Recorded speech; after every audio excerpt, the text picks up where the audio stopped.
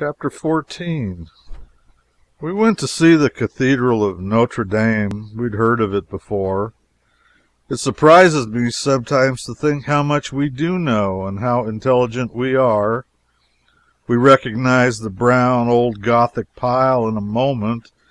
It was like the pictures. We stood at a little distance and changed from one point of observation to another and gazed long at its lofty square towers and its rich front, clustered thick with stony, mutilated saints who had been looking calmly down from their perches for ages. The Patriarch of Jerusalem stood under them in the old days of chivalry and romance and preached the Third Crusade more than 600 years ago. And since that day they have stood there and looked quietly down upon the most thrilling scenes, the grandest pageants, the most extraordinary spectacles that have grieved or delighted Paris. These battered and broken-nosed old fellows saw many and many a cavalcade of mail-clad knights come marching home from Holy Land. They heard the bells above them toll the signal for the St. Bartholomew's massacre. They saw the slaughter that followed. Later they saw the reign of terror, the carnage of the Revolution, the overthrow of a king, the coronation of two Napoleons, the christening of the young prince that lords it over the regiment of servants in the Tuileries today. And they may possibly continue to stand there until they see the Napoleon dynasty swept away and the banners of a great republic floating above its ruins. I wish these old parties could speak. They could tell a tale worth listening to. They say that a pagan temple stood where Notre-Dame now stands in the old Roman days, 18 or 20 centuries ago. Remains of it are still preserved in Paris, and that a Christian church took its place about AD 300. Another took the place of that in AD 500, and that the foundations of the present cathedral were laid about AD 1100. The ground ought to be measurably sacred by this time, one would think. One portion of this noble old edifice is suggestive of the quaint fashions of ancient times. It was built by Jean Sanspeur, Duke of Burgundy, to set his conscience at rest. He had assassinated the Duke of Orleans, alas. Those good old times are gone when a murderer could wipe the stain from his name and soothe his troubles to sleep simply by getting out his bricks and mortar and building an addition to a church. The portals of the great western front are bisected by square pillars. They took the central one away in 1852 on the occasion of thanksgivings for the reinstitution of the presidential power. But precious soon they had occasion to reconsider that motion and put it back again, and they did. We loitered through the grand aisles for an hour or two, staring up at the rich stained glass windows, embellished with blue and yellow and crimson saints and martyrs, and trying to admire the numberless great pictures in the chapels. And then we were admitted to the sacristy and shown the magnificent robes which the Pope wore when he crowned Napoleon I. A wagon load of solid gold and silver utensils used in the great public processions and ceremonies of the church, some nails of the true cross, a fragment of the cross itself, a part of the crown of thorns. We had already seen a large piece of the true cross in a church in the Azores, but no nails. They showed us likewise the bloody robe which the Archbishop of Paris wore, who exposed his sacred person and braved the wrath of the insurgents of 1848, to mount the barricades and hold aloft the olive branch of peace in the hope of stopping the slaughter. His noble effort cost him his life. He was shot dead. They showed us a cast of his face taken after death, the bullet that killed him, and the two vertebrae in which it lodged. These people have a somewhat singular taste in the matter of relics. Ferguson told us that the silver cross which the good Archbishop wore at his girdle was seized and thrown into the Seine, where it lay embedded in the mud for 15 years, and then an angel appeared to a priest, told him where to dive for it. He did dive for it and got it. Now it is there on exhibition at Notre-Dame, to be inspected by anybody who feels an interest in inanimate objects of miraculous intervention. Next we went to visit the Morgue, that horrible receptacle for the dead who die mysteriously and leave the manner of their taking off a dismal secret. We stood before a grating and looked through into a room which was all hung about with the clothing of dead men, coarse blouses, water-soaked, the delicate garments of women and children, patrician vestments, hacked and stabbed and stained with red, a hat that was crushed and bloody. On a slanting stone lay a drowned man, naked, swollen, purple, clasping the fragment of a broken bush with a death grip that so petrified the human strength could not unloose it. Mute witness of the last despairing effort to save the life that was doomed beyond all help. A stream of water trickled ceaselessly over the hideous face. We knew that the body and the clothing were there for identification by friends, but still we wondered if anybody could love that repulsive object or grieve for its loss. We grew meditative and wondered if, some 40 years ago, when the mother of that ghastly thing was dandling it upon her knee and kissing it and petting it and displaying it with satisfied pride to the passers-by, a prophetic vision of this dread ending ever flitted through her brain. I half feared that the mother or the wife or the brother of the dead man might come while we stood there, but nothing of the kind occurred. Men and women came. Some looked eagerly in and pressed their faces against the bars. Others glanced carelessly at the body and turned away with a disappointed look. People, I thought, who live upon strong excitements and who attend the exhibitions of the Morgue regularly, just as other people go to see theatrical spectacles every night. When one of these looked in and passed on, I could not help thinking, now this don't afford you any satisfaction. A party with his head shot off is what you need. One night we went to the celebrated Jardin Mobile, but only stayed a little while. We wanted to see some of this kind of Paris life. However, and therefore with next night we went to a similar place of entertainment in a great garden in the suburb of Asnieres. We went to the railroad depot towards evening, and Ferguson got tickets for a second-class carriage. Such a perfect jam of people I have not often seen, but there was no noise, no disorder, no rowdyism. Some of the women and young girls that entered the train we knew to be of the demi-monde, but others we were not at all sure about. The girls and women in our carriage behaved themselves modestly and becomingly all the way out, except that they smoked. When we arrived at the garden at Asnieres, we paid a franc or two admission and entered a place that had flower beds in it, and grass plots, and long curving rows of ornamental shrubbery, and here and there a secluded bower convenient for eating ice cream in.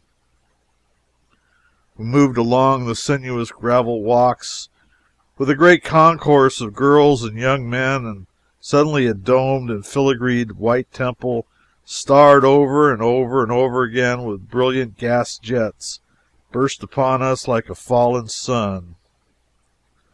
Near by was a large, handsome house with its ample front illuminated in the same way, and above its roof floated the star-spangled banner of America.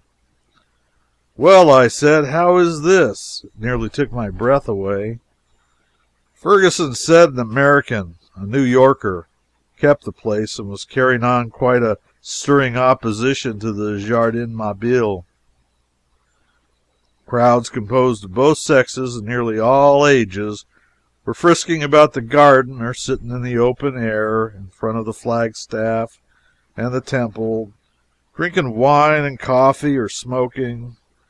The dancing had not yet begun. Ferguson said there was to be an exhibition. The famous Blondin was going to perform on a tightrope in another part of the garden. We went thither. Here the light was dim, and the masses of people were pretty closely packed together. And now I made a mistake which any donkey might make, but a sensible man never. I committed an error which I find myself repeating every day of my life. Standing right before a young lady, I said, "Dan, just look at this girl. How beautiful she is." "I thank you more for the evident sincerity of the compliment, sir, than for the extraordinary publicity you have given to it. This in good, pure English." We took a walk, but my spirits were very, very sadly dampened. I did not feel right comfortable for a time afterward. Why will people be so stupid as to suppose themselves the only foreigners among a crowd of 10,000 persons? But Blondin came out shortly. He appeared on a stretched cable, far away above the sea of tossing hats and handkerchiefs, and in the glare of hundreds of rockets that whizzed heavenward by him, he looked like a wee insect.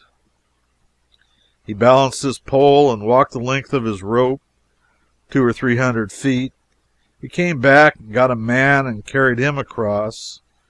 He returned to the center and danced a jig. Next he performed some gymnastic and balancing feats too perilous to afford a pleasant spectacle.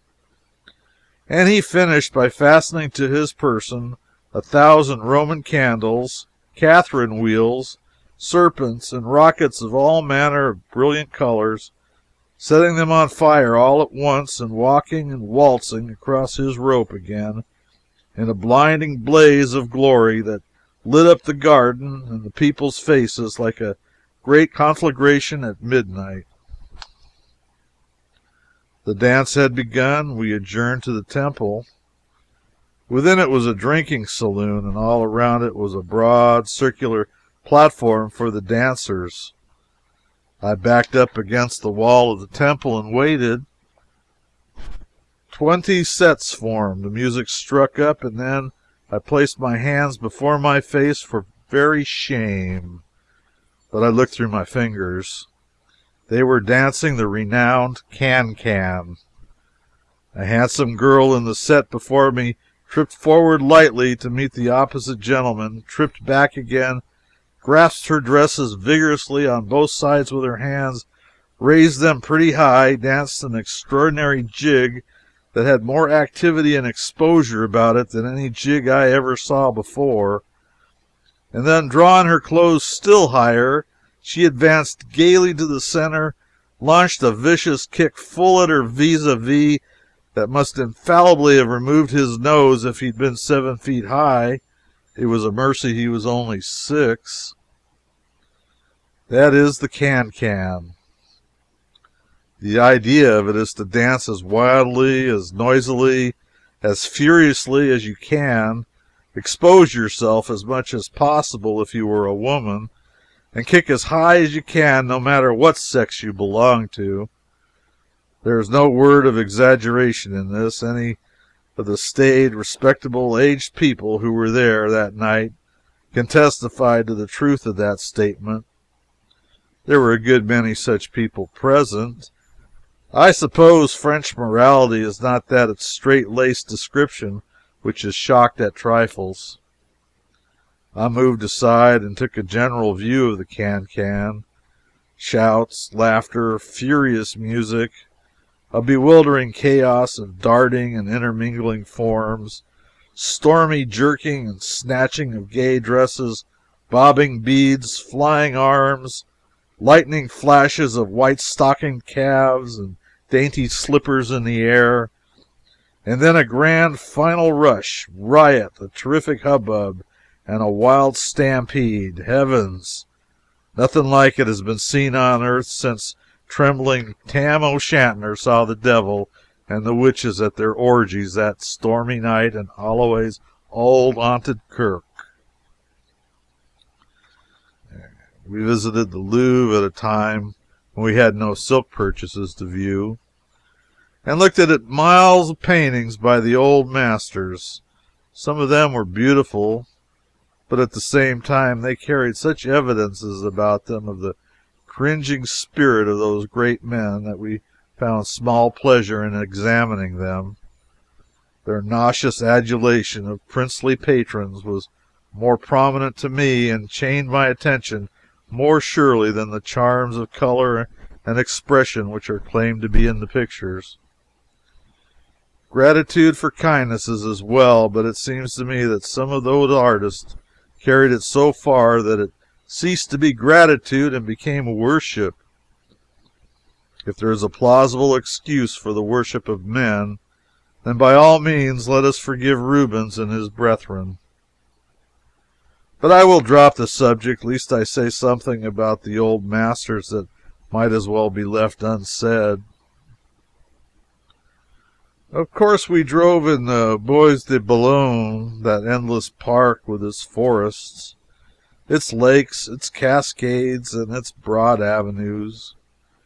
There were thousands upon thousands of vehicles abroad, and the scene was full of life and gaiety. There were very common hacks with father and mother and all the children in them, conspicuous little open carriages with celebrated ladies of questionable reputation in them. There were dukes and duchesses abroad, with gorgeous footmen perched behind, and equally gorgeous outriders perched on each of the 6 horses.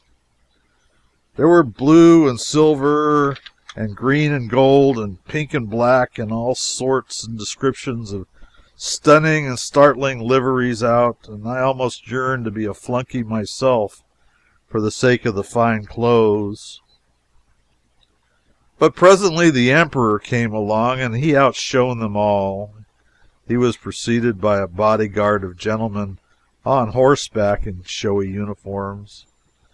His carriage horses, there appeared to be somewhere in the remote neighborhood of 1,000 of them, were bestridden by gallant-looking fellows, also in stylish uniforms, and after the carriage followed another detachment of bodyguards. Everybody got out of the way, everybody bowed to the Emperor and his friend the Sultan, and they went by on a swinging trot and disappeared. I will not describe the Bois de Boulogne. I cannot do it. It's simply a beautiful, cultivated, endless, wonderful wilderness. It is an enchanting place. It is in Paris now, one may say, but a crumbling old cross in one portion of it reminds one that it was not always so. The cross marks the spot where a celebrated troubadour was waylaid and murdered in the 14th century. It was in this park that fellow with an unpronounceable name made the attempt upon the Russian Czar's life last spring with a pistol. The bullet struck a tree. Ferguson showed us the place. Now in America that interesting tree would be chopped down or forgotten within the next 5 years, but it will be treasured here. The guides will point it out to visitors for the next 800 years, and when it decays and falls down, they will put up another there and go on with the same old story just the same.